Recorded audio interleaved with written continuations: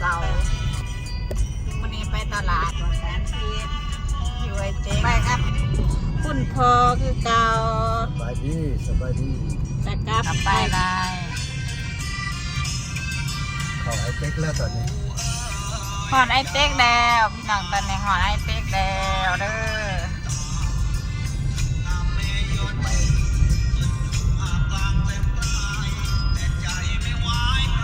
ช่วยเต๊กนี่มองจอดรถง่ายนี่มีของไต่ดินนะคะดูเธอแต่ก็อยู่เลยไอเป๊ก บิ๊กซี นี่เป็นเปเป๊กซี่ทางใหญ่มีงานแสดงเอาสิจอดแถวนี้ก่อนแถวนี้ได้เนาะเอามาเมื่อนั้นเนาะชอบจอดรถลายนี่บ่นี่ก็เข้าได้นี่เนาะแล้วหลังหน่อยนะก็เอาเลยค่อยๆสิ่งเอาได้กำลังสีออกสับเข้ากับถ้อยดังเลย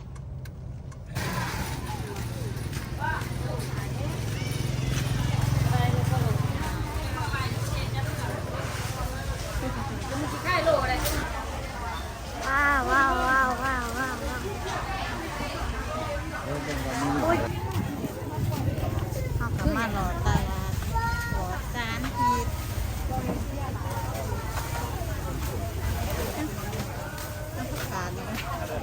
ผักกาดนี่ด้วยเท่าไหร่ผักกาดละเดือดสามสิบโลนึงสั่งมาทงเองพี่น้องมาทั้งข้าวคล้ายเคียงหน่อยได้ขนาดนี้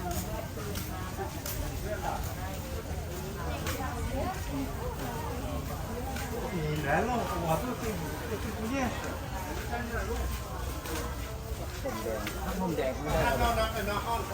ผมชุดนี้แล้วเลือกเอาสักหน่อยตกหนักขึ้นโอ้โหจะเป็นตัวกินบ้างเอาพวกคำตอบนี่หรอต้นนี้บ่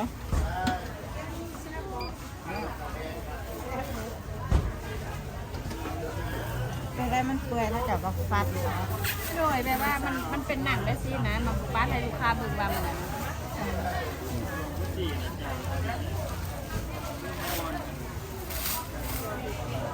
ปลูกเองบ่ปลูกเองบ่เท่าไหร่30อันนั้น30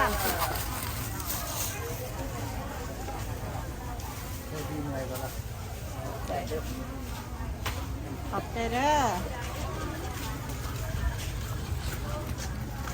ยังไม่ได้เป็นเพิ่มมันนะยังไม่ได้ไปเขาจะไปห้องเดียวที่เขาได้ไปไม่ได้จริงว่ะ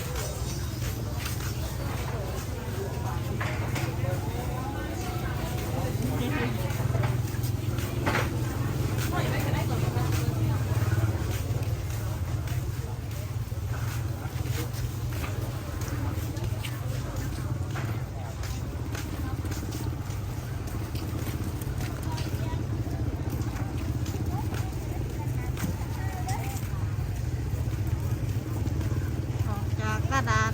พักแล้วกล้วยครับนี่ตั้งแต่ตัวดิบๆนะพี่น้องนี่ถ้ามาไว้หลักกระป้าเหมือนกันเป็นเอกสารกล้วยปลา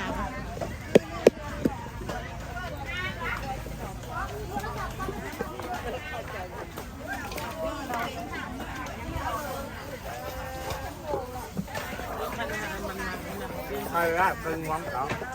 เป็นงวงข้าวเอาไก่งวงเลยมีไก่ง่วงไก่ละคุณสาวอะไรไปถามหรือ ปลาเข็มปลา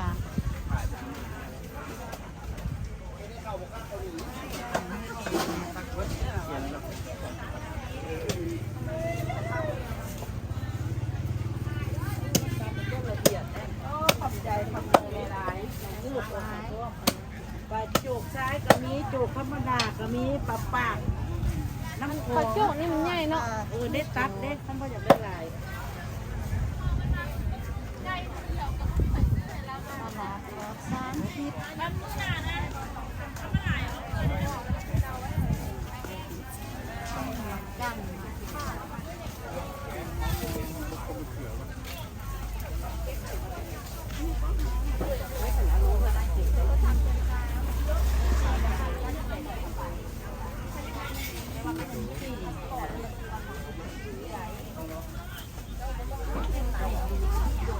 เฮ็ดวันไหนนี่เป็นหลาย อันนี้มันเป็นนางเลย แม่นั่นเป็นนางแก้วอันนี้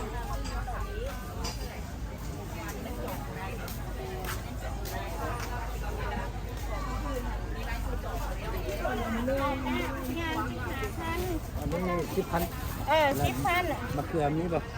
มีโลละ15หนูเต้ง15 เอาจะหาพันเอาจะหาพันไหม 5,000ก็ได้ เอาเงินอ่อนให้เด้อ มีแต่อ่อนไว้น่ะเครือปักทอง ก็เอาอยู่ปากซองผุนมา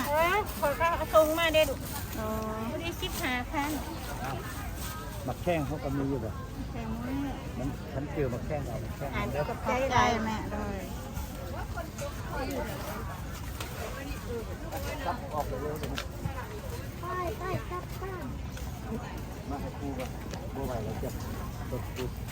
ตรงยางคือเอ๋ยลงไป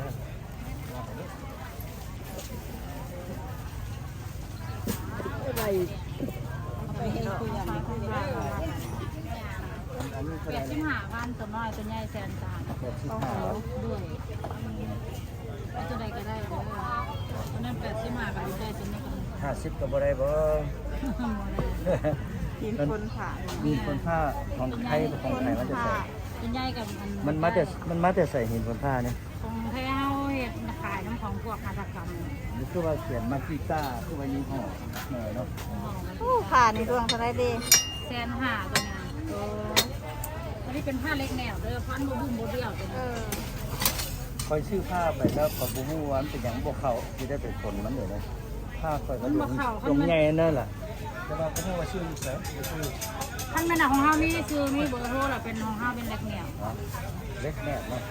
แม่นเฮาตีเป็นเล็กแนวของเฮาเป็น เอารุ่นได้เท่าไหร่ก็ชื่อเอาอันนี้ซอย เฮ็ด80ก็ได้ ฮะ เฮ็ด80 70ก็ได้วะ 75ไปมั้งปันกันคนละหน่อย เอาไปลองไปคนบนบอกว่าได้คนมีดเลยแล้วล่ะ คนมีดมันก็เข้าแล้วกำลังบ่เข้า เอาแล้วนี่มันล่มได้เลยเอาลองสิ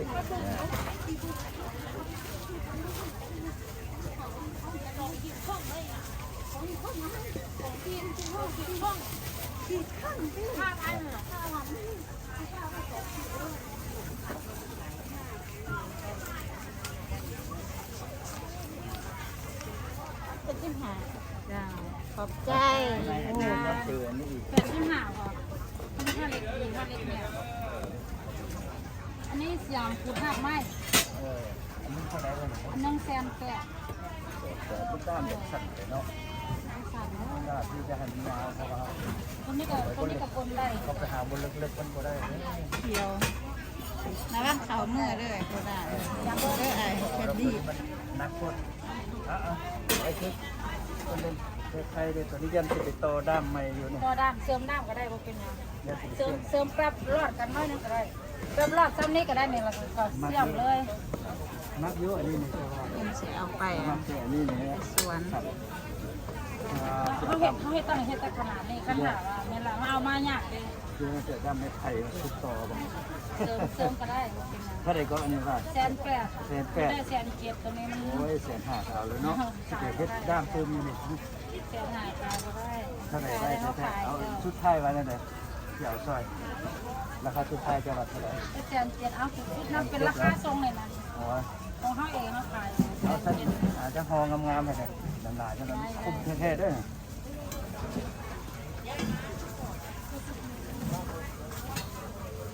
กล่องมันเท่าไหร่ดิ แพงค่ะ มาที่ไส ของเขาเป็นหัตถกรรมของเมืองอิสุ ที่บ้านเฮาบ่ได้ที่ ดู ไทย ตัวไปเหมือนกับเราเมืองอิสุเพราะว่าเดินเจ็ดเน้นตกเกาบนต่างหาก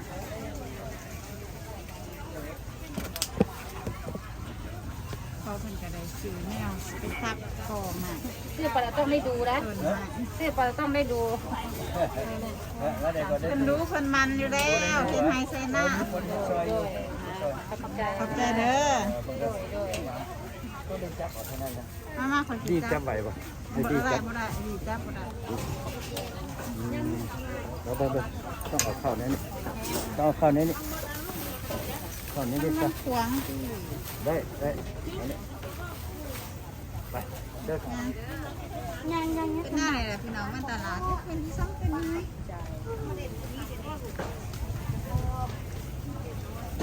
ได้แก่นี้ละ ว่าหมูเด้อ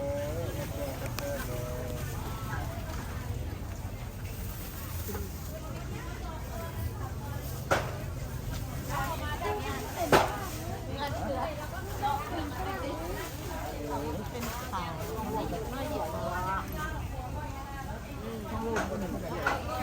มาจากที่ไหนเท่าไหร่เราก็ฟังเบิ่งแล้วก็โทรบอกว่ามันเท่าไหร่ ขายกิโลละ55นี่ดิด้วยที่ราคาจะ มากันนี้โลเท่าไหร่ อันนี้บอกอันนี้โลนึง40 อ๋อคือกันนะโลเท่าไหร่เลยนี่ อันนั้นเมื่อก่อนแดงโลละ30 โลหนึ่ง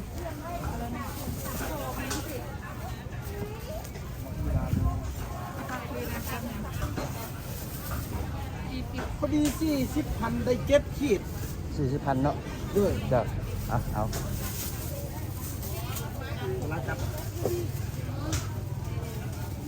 40,000 ออน60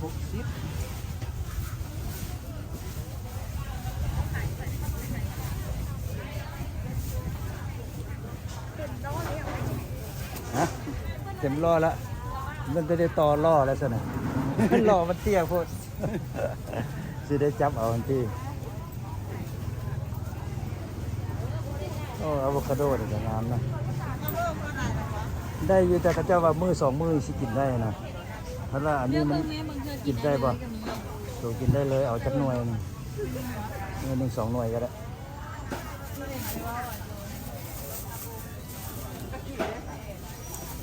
รถเท่าไหร่ก่อนอะโวคาโดรถ25เหรออันนี้29,000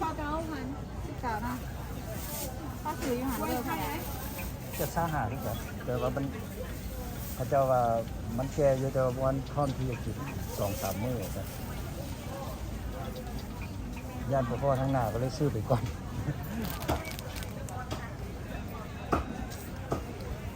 ฮัลโหล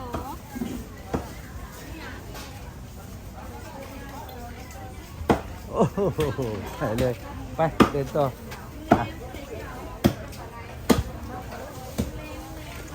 ซื้อแล้วมากระโบกกับมังกรไว้ได้แล้วลำใหญ่ค่ะงามลำใหญ่เป็นงาม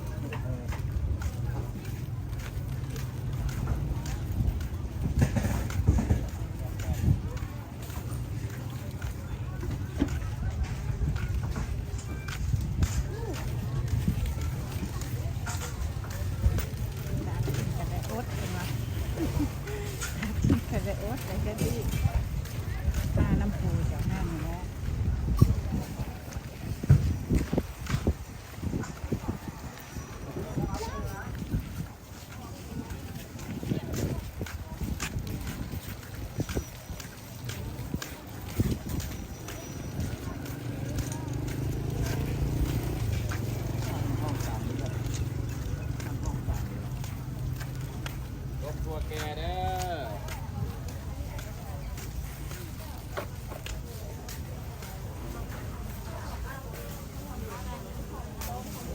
ช่วยงานเถอะ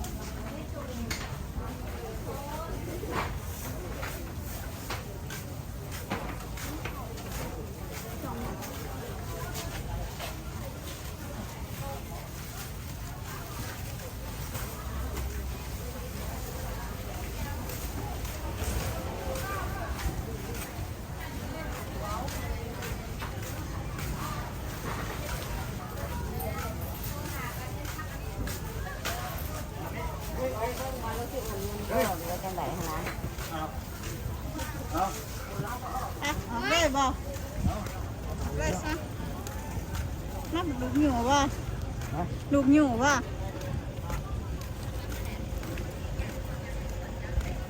ตอนนี้เขาก็ได้ออกจากตลาดปลอดสารพิษแล้วเป็นหนังหุ่นไหวได้ผล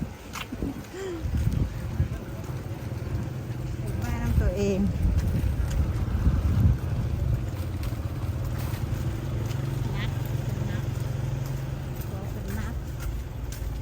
สื่อปิ้นพ้นผ่า75,000แล้วก็ซื้อเสียมไปซับก่อใหม่ต้นใหม่อยู่สวนอยู่หน้า170,000 เจ้าดอน เก่าร่อน ก็หายากเลยก็จะเป็นทางคนเป็นพิเศษนะ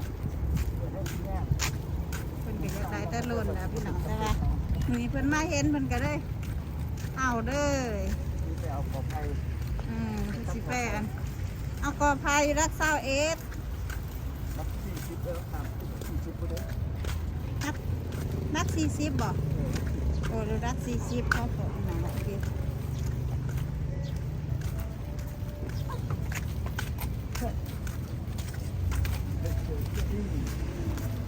เท็ดดี้เหนื่อยแห้งไอ้เสือเท็ดดี้บ่ได้อย่างกินไอ้เสือ คน เท็ด เครื่อง ดี้ ถึงรถกันแล้ว นี่เอาลูกเรียนก่อน บายขอจบคลิปแต่เพียงเท่านี้เด้อพี่น้องขอบใจที่ฮับส้มฮับฟังฝากกดไลค์กดแชร์กดติดตามคอมเมนต์มาคอมเมนต์เพื่อเป็นกำลังใจให้เฮ็ดคลิปต่อไปขอบใจหลายๆสำหรับวันนี้บ๊ายบาย ได้แสนเลยรถได้แสนแล้วอีกนั้นก็ตื่นกินโอ้